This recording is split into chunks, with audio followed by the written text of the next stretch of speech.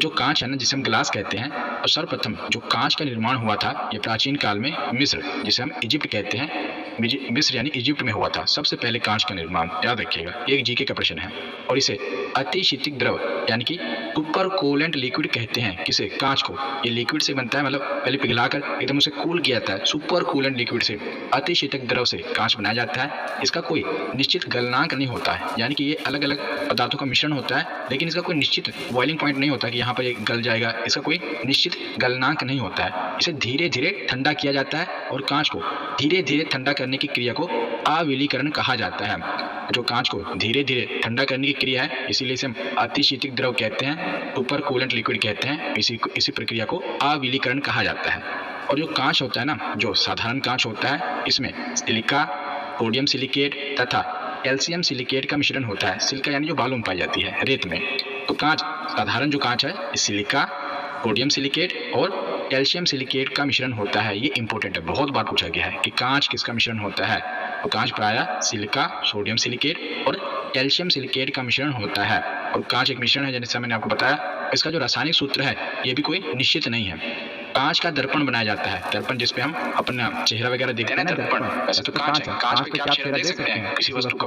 नहीं। जब वो दर्पण बन जाएगा तभी उस पर प्रतिबिंब बनेगा। कैसे? क्योंकि जो कांच है ना, इसके एक साइड पर क्या कर दिया जाता है, सिल्वर ब्रोमाइड की परत चढ़ा दी जाती है, लेप कर दिया जाता है, जिससे दूसरी तरफ से हम प्रतिबिंब अपना देख सकते हैं। जैसे कांच है, एक कांच है, इसके पीछे वाली साइड क्या करेंगे, एक लेप चढ़ा दिया जाएगा इसके ऊपर सिल्वर ब्रोमाइड का। उसके बाद आगे की तरफ से हम अपना प्रतिबिंब देख सकते हैं। तो दर्पण के पीछे सिल्वर ब्रोमाइड का लेप लगा दिया जाता है। ये भी इंपॉर्टेंट है। अब आगे चलते हैं।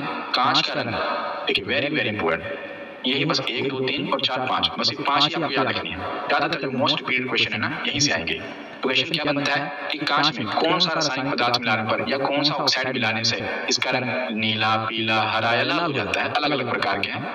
तो देखिए, कांच में जब कोबाल्ट ऑक्साइड मिला दिया जाता है तो उसका रंग गहरा नीला हो जाता है। कोबाल्ट मिलाने पर इसका रंग कैसा हो गया? नीला हो गया। कैडमियम सल्फेट मिलाने पर इसका रंग पीला हो जाता है।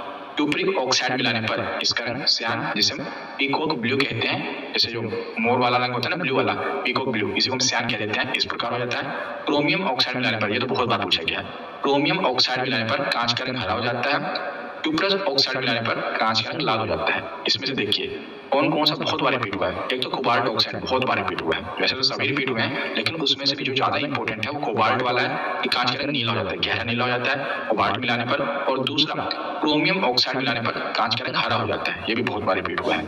क्रोमियम ऑक्साइड मिलाने पर कांच का रंग कैसा हो जाता है? तो हरा हो जाता है। एक बार रिपीट कर देते हैं, रिवीजन हो जाएगी आपकी। कोबाल्ट ऑक्साइड मिलाने पर कांच का रंग गहरा नीला हो जाता है। कैडमियम मिलाने पर पीला हो जाता है। क्यूप्रिक ऑक्साइड मिलाने पर श्यान या पीकॉक ब्लू हो जाता है। क्रोमियम ऑक्साइड मिलाने पर हरा हो जाता है। और क्यूप्रस ऑक्साइड मिलाने पर लाल हो जाता है। इसमें इंपॉर्टेंट कौन सा है, जो मोस्ट है, कि कोबाल्ट ऑक्साइड मिलाने पर कैसा हो जाता है? गहरा नीला। और क्रोमियम ऑक्साइड मिलाने पर कैसा हो जाता है? तो हरा रंग हो जाता है। अब आगे हम कांच के जो अलग अलग प्रकार हैं और उनके उपयोग हैं वो देख लेते हैं। तो सबसे पहले फ्लिंट कांच, जिसे हम फ्लिंट ग्लास कहते हैं। ये पोटाश लेड चूना होता है इस कांच में। इसमें विभिन्न प्रकार के उपकरण बनते हैं। तो आगे एक ही स्लाइड में मैं आपको बता दूंगा कि जो अलग अलग प्रकार के कांच है ना, ये किससे बने हैं और इनका उपयोग क्या है, वो हम एक ही स्लाइड में देख लेंगे। पहले हम जो इंपॉर्टेंट ग्लासेस हैं उनके जो इंपॉर्टेंट इन्फॉर्मेशन है वो देख ले रहे हैं। तो जो फ्लिंट कांच होता है ना, ये पोटाश लेड चूना है, इसे पोटाश लाइम ग्लास भी कहते हैं। इसमें विभिन्न प्रकार के उपकरण बनते हैं फ्लिंट कांच से। कैसे उपकरण बनते हैं? जैसे जो कैमरा होता है, कैमरे का जो लेंस होता है, दूरबीन का जो लेंस होता है, और जो विद्युत बल्ब होता है ना, वो फ्लिंट कांच से ही बनता है। ये फ्लिंट ग्लास है। जो दूरबीन का जो लेंस होगा, कैमरे का जो लेंस होगा, तो जो लेंस होते हैं वो फ्लिंट कांच से बनते हैं। ये आपको याद रखना है। और इस कांच में पोटेशियम मिला होता है। इस कांच में क्या मिला होता है? पोटेशियम मिला होता है, याद रखिएगा। अब आगे चलते हैं। तो आगे मृदु कांच, जिसे हम सोडा कांच कहते हैं और सोडा लाइम कांच भी कहते हैं। ज्यादातर इसे सोडा कांच कह दिया जाता है और इंग्लिश में से लाइम ग्लास कहते हैं। सोडा कांच या लाइम ग्लास इंग्लिश में कह देते हैं। इसका प्रयोग क्या होता है? तो सबसे ज्यादा लाइम ग्लास का ही प्रयोग होता है, याद रखिएगा। दैनिक जीवन में भी सबसे ज्यादा प्रयोग लाइम ग्लास का ही होता है। इसे दैनिक प्रयोग में होने वाले कांच के जो बर्तन होते हैं ना, कटोरियां होती हैं, जो कांच के बर्तन होते हैं वो लाइम ग्लास के बने होते हैं, जिसे हम सोडा कांच कहते हैं। इसका जो संघटक होता है, कंपोजिशन होता है, इसमें क्या क्या मिला होता है, तो सोडियम कार्बोनेट, कैल्शियम कार्बोनेट और सिलिका, जिसे हम सिलिकॉन ऑक्साइड कहते हैं, इससे इसका निर्माण होता है। और इसका उपयोग सामान्य बर्तन, दरवाजे एवं खिड़कियों के शीशे, ट्यूबलाइट जो होती है, ट्यूबलाइट के जो ऊपर ये कांच है ना, ये भी सोडा कांच यानी लाइम ग्लास होता है। इसको बनाने में इसका उपयोग किया जाता है, किसका, सोडा कांच का। याद रखिएगा, ज्यादातर याद रखिएगा कि दैनिक प्रयोग में सबसे ज्यादा लाइम ग्लास का ही उपयोग होता है। अब इसके बाद है कठोर कांच, जिसे हार्ड ग्लास कहते हैं। कठोर कांच, पोटैश लाइम कांच या पोटैश कांच, ये भी इंपॉर्टेंट है कि कठोर कांच को पोटैश कांच कहा जाता है, इंग्लिश में से पोटैश ग्लास कहा जाता है। पोटैश कांच क्यों कहा जाता है, क्योंकि इसमें पोटेशियम की अधिकता होती है। ये भी प्रश्न पूछा गया है कि किस कांच में पोटेशियम की अधिकता होती है, तो वहां पर ऑप्शन में पोटाश कांच तो दिया नहीं होगा, ऑप्शन में दिया होता है कठोर कांच, क्योंकि अगर आपको ऑप्शन में पोटाश कांच दे दिया तो आप वैसे टिक कर देंगे कि हाँ इसी में पोटेशियम की अधिकता होती है। ऑप्शन में दिया होता है कठोर कांच, तो कठोर कांच में पोटेशियम की अधिकता होती है, तो ये अत्यधिक तापमान को सह सकता है, मतलब कि ज्यादा टेम्परेचर को ये कांच सह सकता है। इसका जो कंपोजिशन होता है, इसमें सिलिका, पोटेशियम कार्बोनेट और कैल्शियम कार्बोनेट मिले होते हैं। और प्रयोगशालाओं के जो उपकरण होते हैं ना, जो लेबोरेटरी में जो होता है, जैसे कि बीकर, फ्लास्क, परगनली वगैरह होती है ना, आपने देखा होगा लेबोरेटरी में, लेबोरेटरी के जो ग्लासवेयर होते हैं उसमें इसका उपयोग किया जाता है। तथा अन्य उच्च तापरोधी उपकरण, क्योंकि ये टेम्परेचर को, काफी ज्यादा टेम्परेचर को सह सकता है, इसीलिए कठोर कांच का उपयोग लेबोरेटरी के जो ग्लासवेयर होते हैं उनके निर्माण में किया जाता है। जैसे बीकर हो गया, परगनली वगैरह जो होती है, जो ग्लास ट्यूब होती है, उसमें हार्ड ग्लास का यानी कि पोटैश ग्लास का उपयोग होता है। अब आगे चलते हैं, पायरेक्स कांच। तो पायरेक्स कांच क्या होता है, तो इसमें भी सिलिका, आप देख रहे हैं सिलिका सब में होती है, सिलिका, बोरोन, ट्राइऑक्साइड, सोडियम और एल्यूमिनियम अधिक मात्रा में पाए जाते हैं। और इस प्रकार इसका प्रयोग प्रयोगशाला के उच्च कोटि के उपकरण बनाने के लिए किया जाता है, जो तापमान सह सकते हैं। तो इसमें इसका उपयोग भी जो लेबोरेटरी के जो ग्लासवेयर है उसमें किया जाता है, क्योंकि ये अधिक टेम्परेचर को सह सकते हैं। इसमें सोडियम मिला होता है। और इसके साथ साथ ये कार के जो हेडलैम्प्स होते हैं ना, हेडलाइट के जो आगे शीशा होता है, कार का हेडलैम्प और रासायनिक उपकरण आदि के निर्माण में पायरेक्स कांच का उपयोग होता है। तो कार की जो हेडलाइट होती है ना, हेडलैम्प्स होते हैं, उसका जो ग्लास होता है वो भी पायरेक्स ग्लास होता है, ये भी याद रखिएगा, ये इंपॉर्टेंट है। आगे चलते हैं, आगे देखते हैं क्रूक्स कांच, crooks glass, very very important. Crooks glass कौन से होते हैं, तो इस कांच में सीरियम ऑक्साइड तथा सिलिका ये मिला होता है, क्योंकि ये पराबैंगनी किरणों के अवशोषण में सक्षम होते हैं, इसलिए इसका प्रयोग धूप के चश्मों के निर्माण में होता है। आप देखते हैं अभी जैसा कि चैंपियंस ट्रॉफी चल रही है, जो क्रिकेट होते हैं ना, क्रिकेटर होते हैं, उनका जो चश्मा होता है आप देखते होंगे ना कि इस प्रकार के चश्मे वो पहनते हैं धूप में जब वो खेलते हैं। तो आपने देखा होगा कई बार कि जो क्रिकेटर होते हैं इस प्रकार के चश्मे पहनते हैं ना, क्यों पहनते हैं, क्योंकि ये उन्हें सनलाइट, जो सनलाइट होती है उससे बचाती है। सनलाइट में उन्हें बॉल को देखने में आसानी होती है ये चश्मा पहनने से, और ये पराबैंगनी किरणों का अवशोषण करने के सक्षम होती है क्रूक्स ग्लास। इसमें धूप के जो चश्मों का निर्माण होता है ना, वो क्रूक्स ग्लास होते हैं, वेरी वेरी इंपॉर्टेंट। धूप के चश्मों के निर्माण में कौन से कांच का प्रयोग होता है, तो क्रूक्स ग्लास का प्रयोग होता है, क्रूक्स कांच का प्रयोग होता है। ठीक है, प्रकाशित कांच, जिसे हम फोटोक्रोमिक ग्लास कहते हैं, फोटोक्रोमिक ग्लास, ये कौन सा ग्लास होता है, तो इससे पावर वाला चश्मा बनाए जाते हैं, जो पावर वाला यानी कि नजर वाले चश्मे बनाए जाते हैं इस कांच से। और इसमें सिल्वर क्लोराइड तथा सिल्वर हैलाइड्स की उपस्थिति होती है, और इसी की उपस्थिति के कारण ये कांच धूप में काला पड़ जाता है, और सामान्य चश्मों एवं धूप के चश्मों के लेंस के निर्माण में इसका उपयोग होता है। तो जो फोटोक्रोमिक लेंस होते हैं ना, ये लेंस कैसे होते हैं मैं आपको बताता हूँ। ये लेंस जैसे आप देखेंगे कि नॉर्मल ग्लास होता है आप वैसे दिखेंगे, लेकिन जैसे जैसे मौसम क्लाउडी होगा इसका जो रंग है परिवर्तन होता रहेगा, इसके लेंस का जो कलर है ना वो चेंज होता है। तो एकदम शाइनी होता है ना, सूरज एकदम मतलब सूरज की रोशनी पड़ रही होती है, इसके लेंस का कलर चेंज होकर ब्लैक हो जाता है। आपने कई चश्मे देखे होंगे कि इंडोर में आप घर के अंदर जब रहेंगे तो नॉर्मल लेंस की तरह होंगे, जैसे ही आप आउटडोर में जाएंगे, सूर्य की रोशनी में जाएंगे, उनके लेंस का जो कलर होता है ब्लैक हो जाता है। इसी को फोटोक्रोमिक लेंस कहा जाता है, फोटोक्रोमिक ग्लास कहा जाता है। प्रकाशित कांच को, प्रकाशित कांच को। तो प्रश्न क्या बनता है कि कौन सा कांच होता है जो धूप में जिसका रंग परिवर्तन हो जाता है, काला पड़ जाता है, काला हो जाता है, ये फोटोक्रोमिक लेंस होते हैं। तो हमने जो इंपॉर्टेंट कांच होते हैं वो देख लिए। अब हम एक ही स्लाइड में जो पूरा है इसका संघटक क्या है और जो इसका उपयोग क्या है एक बार में ही देख लेते हैं, आपकी रिवीजन भी हो जाएगी और आपको थोड़ा ज्यादा क्लैरिटी हो जाएगी।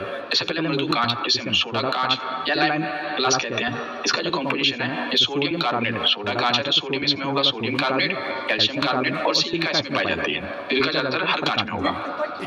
तो इससे ये कांच बनता है और इसका उपयोग किसमें होता है? तो जो दैनिक जीवन के कांच के बर्तन होते हैं उसमें इसका उपयोग होता है। किसका? सोलर कांच, खिड़कियों के शीशे, अपना दरवाजे जो खिड़कियों के शीशे होते हैं, और ट्यूबलाइट के निर्माण में इसका उपयोग होता है लाइम ग्लास का। अब दूसरा कठोर कांच, इसे हार्ड ग्लास कहते हैं, पोटाश कांच कहते हैं। इसमें पोटेशियम कार्बोनेट की अधिकता होती है। तो सिलिका, पोटेशियम कार्बोनेट और कैल्शियम कार्बोनेट के संघटक से कंपोजिशन से बना है। और इसका उपयोग, हार्ड कांच का उपयोग कहाँ होता है? तो जो प्रयोगशालाएं होती हैं, लेबोरेटरी होती है, उनके जो ग्लासवेयर होते हैं उपकरण, जैसे बीकर, फ्लास्क, बर्गनली, उनमें इसका उपयोग होता है क्योंकि अधिक टेम्परेचर सह सकते हैं। तो पायरेक्स कांच, पायरेक्स कांच को ही बोरोसिलिकेट ग्लास कहा जाता है। ये परीक्षा में पूछा गया है कि बोरोसिलिकेट ग्लास किसे कहा जाता है? तो पायरेक्स कांच को कहा जाता है। क्योंकि सिलिका होगी, बोरोन ट्राइऑक्साइड होता है, सोडियम और एल्यूमिनियम होता है, और इसका उपयोग कार के हेडलैम्प्स में किया जाता है। इंपॉर्टेंट है, कार के हेडलैम्प्स में होता है पायरेक्स कांच का उपयोग। उसके बाद फ्लिंट कांच, फ्लिंट ग्लास, इसमें सोडियम, पोटेशियम और लेड सिलिकेट होता है। इसका उपयोग जो दूरबीन होते हैं ना, दूरदर्शी होते हैं, उसके लेंस में, प्रिज्म में, कलात्मक वस्तुओं के निर्माण में होता है। तो ज्यादातर लेंस में आप याद रखिएगा कि लेंस में किसका उपयोग होता है? तो कैमरे के लेंस हो गया, दूरबीन के लेंस हो गया, तो फ्लिंट कांच का उपयोग होता है। एक है क्राउन कांच।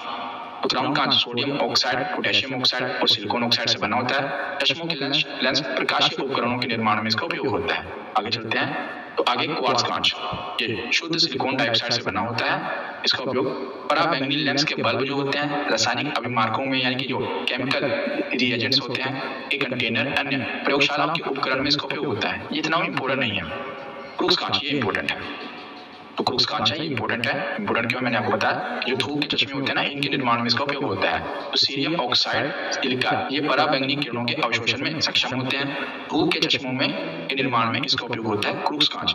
ठीक है। ऑटोक्रोमिक कांच, ऑटोक्रोमिक कांच जो मैंने आपको बताया कि जो धूप के चश्मों का जो कलर होता है वो काला पड़ जाता है जब इसकी उपस्थिति में। सिल्वर क्लोराइड तथा अन्य सिल्वर हैलाइड्स की उपस्थिति के कारण ये कांच धूप में काला पड़ जाता है और सामान्य चश्मों एवं धूप के चश्मों के लेंस के निर्माण में इसका उपयोग होता है। जेना कांच, तो जेना कांच क्या है? तो जिंक और बेरियम बोरोसिलिकेट, यह कांच का सर्वोत्तम प्रकार का है। प्रयोगशालाओं में जो उच्च अभिक्रियाशील, जो बहुत ही हाईली रिएक्टिव होते हैं, रसायन होते हैं ना, उनके रखने हेतु बोतलों के निर्माण में, तो जो केमिकल्स होते हैं जो बहुत ही रिएक्टिव होते हैं ना, उनको रखने के लिए जो बोतलें बनाई जाती हैं, तो जेना कांच का उपयोग इसमें किया जाता है। ये याद रखिएगा। यहाँ पर हमारा थ्योरी सेक्शन कंप्लीट होता है। अब हम प्रीवियस ईयर क्वेश्चन देखते हैं। पहला प्रश्न है कि कांच एक डैश है, अतिशीतल द्रव, क्रिस्टलीय ठोस, लिक्विड क्रिस्टल या उपरोक्त में से कोई नहीं। कांच एक अतिशीतल द्रव है, ऑप्शन ए इसका सही जवाब होगा। सामान्य कांच क्या है? सोडियम सिलिकेट, बोरोसिलिकेट, सोडियम और कैल्शियम सिलिकेट या उपरोक्त में से कोई भी नहीं। तो सिलिका, सोडियम और कैल्शियम सिलिकेट का मिश्रण होता है सामान्य कांच। पर ऑप्शन में सोडियम और कैल्शियम सिलिकेट दिया हुआ है, तो ये वाला सही होगा। इन दोनों का मिश्रण है सामान्य कांच। अगला प्रश्न है कि निम्नलिखित में से किस प्रकार के कांच का उपयोग खिड़की के शीशे और पेय बोतलों को बनाने में किया जाता है? तो खिड़की के शीशों को बनाने के लिए कौन से कांच का उपयोग होता है? तो सोडा यानी कि लाइम ग्लास का उपयोग होता है, सोडा कांच का उपयोग होता है खिड़की के शीशों को बनाने के लिए। अगला प्रश्न है कि चश्मे में किस प्रकार के कांच का उपयोग किया जाता है जो पराबैंगनी किरणों को अवशोषित करता है? तो पराबैंगनी किरणों को अवशोषित कर रहा है, यानी कि जो धूप के चश्मे होते हैं उसमें कौन सा कांच होता है? उसमें क्रूक्स कांच होता है। तो ऑप्शन बी इसका सही जवाब होगा। तो अगला प्रश्न है कि कांच को हरा रंग प्रदान करने के लिए कौन सा पदार्थ जोड़ा जाना चाहिए? तो कांच को कौन सा हरा रंग प्रदान करना है? तो कांच को हरा रंग प्रदान करने के लिए उसमें क्रोमियम ऑक्साइड जोड़ा जाना चाहिए। तो ऑप्शन सी इसका सही जवाब होगा। अगला प्रश्न है कि कोबाल्ट ऑक्साइड कांच को कौन सा रंग प्रदान करता है? तो जो कोबाल्ट ऑक्साइड है ना, ये कांच को नीला, गहरा नीला, यानी कि ऑप्शन सी इसका सही जवाब होगा, गहरा नीला रंग प्रदान करता है। अगला प्रश्न है कि निम्नलिखित में से किस कांच में मुख्य रूप से पोटेशियम पाया जाता है? तो पोटेशियम होता है कि पोटैश कांच, जिसे हम हार्ड ग्लास कहते हैं। मैंने कहा था ना, ऑप्शन में कभी भी पोटैश ग्लास नहीं दिया होगा, पोटाश ग्लास नहीं दिया होगा, नहीं तो आपको पता ही चल जाएगा। तो कठोर कांच, तो इसमें पोटेशियम की अधिकता होती है। ऑप्शन बी इसका सही जवाब है। अगला प्रश्न है कि निम्न में से किसका उपयोग कांच पर लिखने के लिए किया जाता है? तो देखिए, बिहार पुलिस में पूछा गया था, तो मैंने इस क्वेश्चन को इंक्लूड कर लिया। इसका उपयोग कांच पर लिखने के लिए किया जाता है। मैंने आपको पढ़ाया नहीं, अरे इंपॉर्टेंट क्वेश्चन है, इसलिए मैंने इसको क्वेश्चन में कवर कर लिया ताकि आपको पता चल जाए।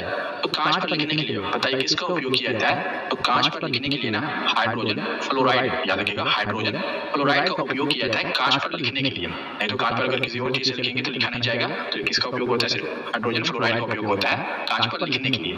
अब आगे चलते हैं। अगला प्रश्न है कि इनमें से कौन सा कांच तेज रोशनी में काला हो जाता है? तो तेज रोशनी में कौन सा कांच काला हो जाता है? तो फोटोक्रोमैटिक कांच। ऑप्शन सी इसका सही जवाब होगा। अगला प्रश्न है कि लेंस डैश का बना होता है। लेंस होता है साधारण कांच, पायरेक्स कांच, फ्लिंट कांच या कोबाल्ट कांच। किसका बना होता है? तो लेंस फ्लिंट कांच का बना होता है। ऑप्शन सी इसका सही जवाब।